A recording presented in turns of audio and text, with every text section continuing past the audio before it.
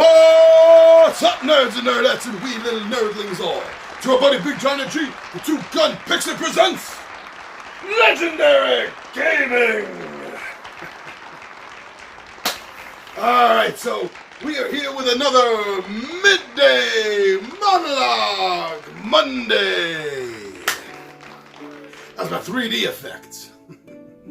Well, we are here, and actually it's Monday, or later, depending on when you're watching this, but right now, the real now, the filming now, this is Thursday.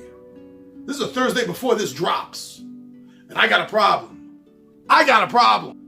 We're running Basic D&D, old school style, the Midday edition. We're running that. I'm running it for the 20-sided Warriors on Saturday. And I can't find my notes! Ah! All right.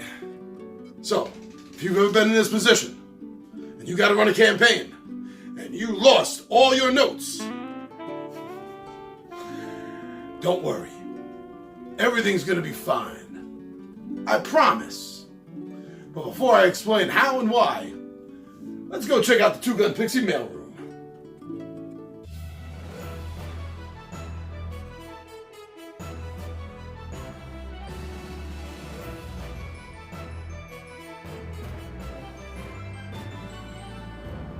Here we are at the mail room. So we have a very special one today by one of our friends, one of our subscribers, followers, and commenters, the YouTube censorship account. I shudder every time I see there's a message from them. Yeah, so the YouTube censorship account for our video, Friday Night Thriller, House of Danger, Part 2, spoilers. YouTube censorship account said, and I quote, "What's up, Big Johnny G?" What is up indeed, YouTube censorship account? What is up indeed? Thank you very much for that comment. Now, why don't we get to the table and get started with this episode.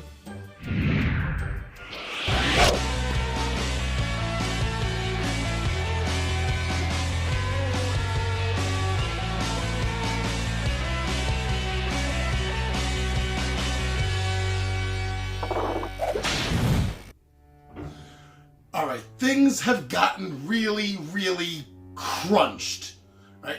So this isn't actually Thursday night. This is actually Saturday, late morning, early afternoon.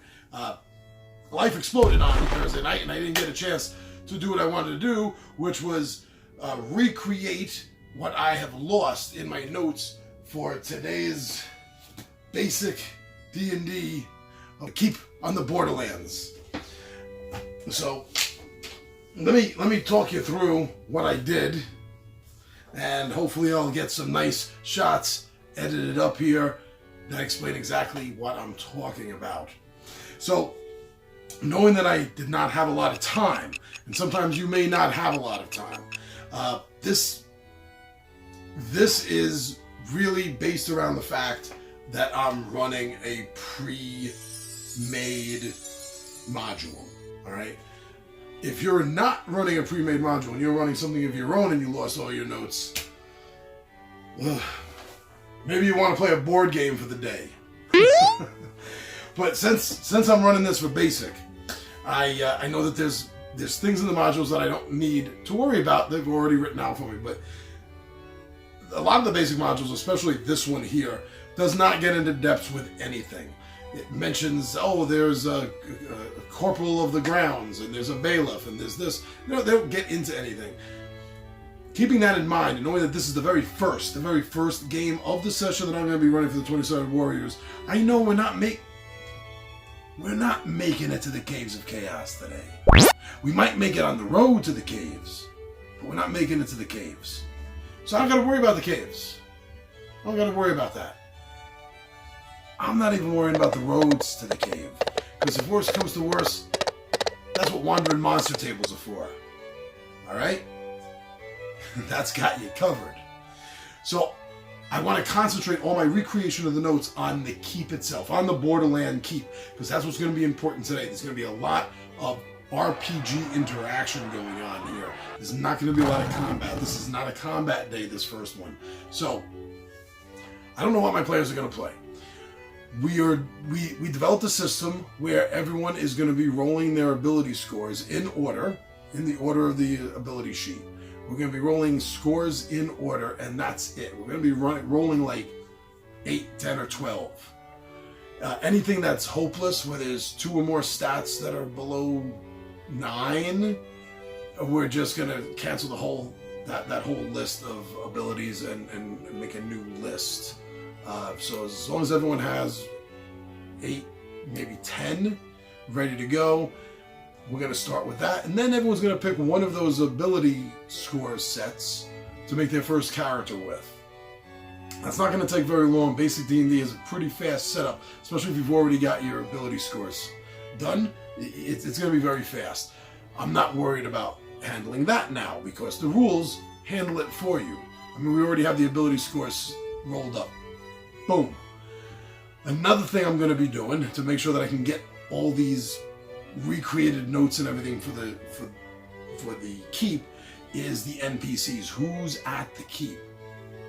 So the first thing I did was I went through and I thought to myself, who are going to be the characters, the NPCs that they're most likely going to be running into? The stabler, maybe the blacksmith, the armorer, the corporal of the watch, and guard gates. You know, guards at the gate, at the front gate.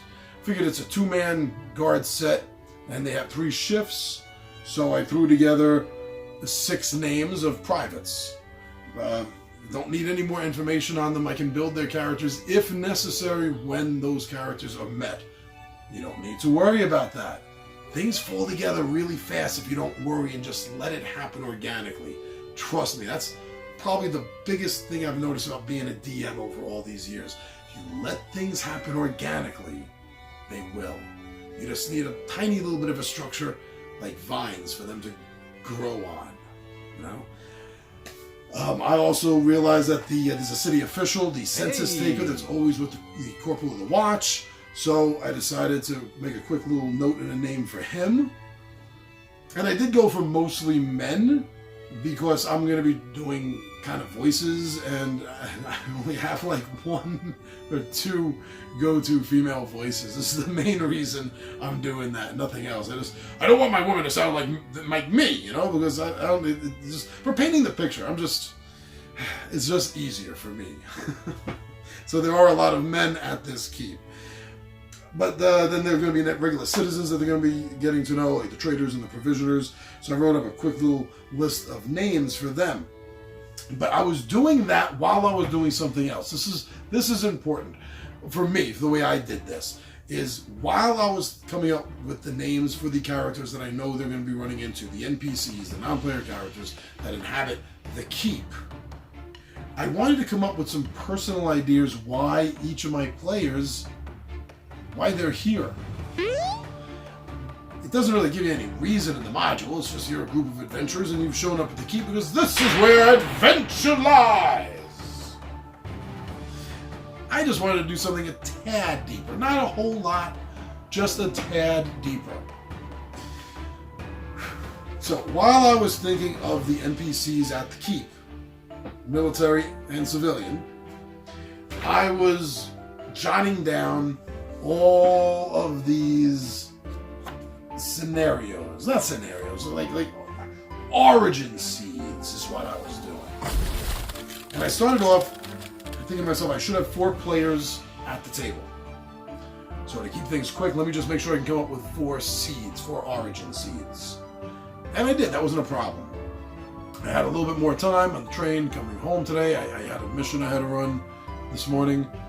And while I was coming back, I had a little time. So then I decided to add some class-based origin seeds to mix it up a little bit. So now I have a few more origin seeds than I need. I keep saying origin seeds. Well, what's an origin seed? just a couple of sentences to give an idea why that character is here. Regardless of who that character is, this is a generalized seed of an idea that will work. Okay, example. I'll give you an example. One player is related to the tavern owners.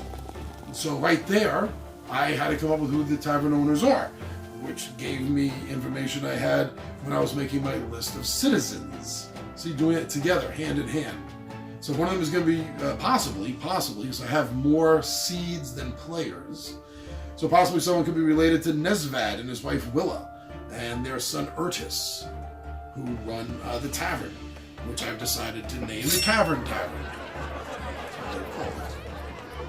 Another player is the child of a soldier who has just been stationed at the Borderland Keep as an outrider.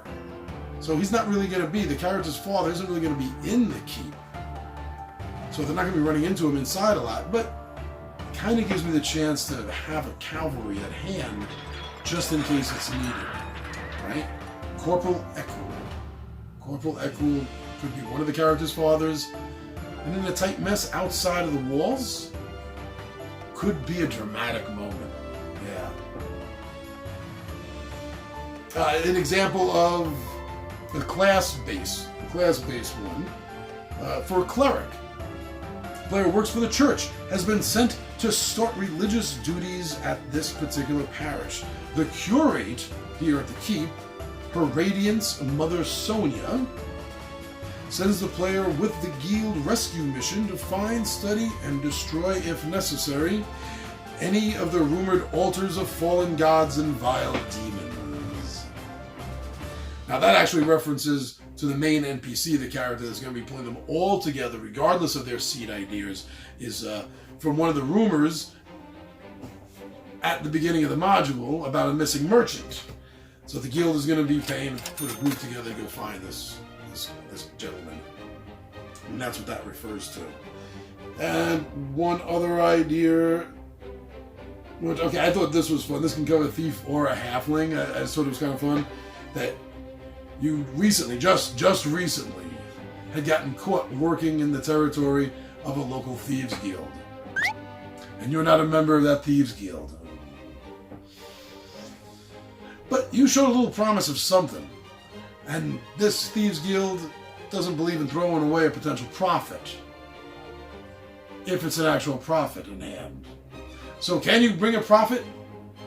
Well, if you can, that'll be determined by how well you do on their test. See, they can just put a mark on you and hunt down till you're dead. Or you can go to the rumored Caves of Chaos and find the legendary treasure hoard of the Minotaur and bring it back to the guild. You'll be spared and granted membership. So I just came up with a lot of these ideas are very quick. They're very simple. They're very easy ideas. Some of them are quite basic and a little, everyday. There's nothing new to this at all. But you see, the seeds are just, like I said, a couple of sentences. And this way the player can then develop what that turns into on their own. And that is where these basic common tropes can turn into a magnificent epic adventure idea. So the 20-sided warriors are showing up right now. I have all those little notes. Now these notes that I had to recreate, remember, as I said, they're not going to be getting further than the keep.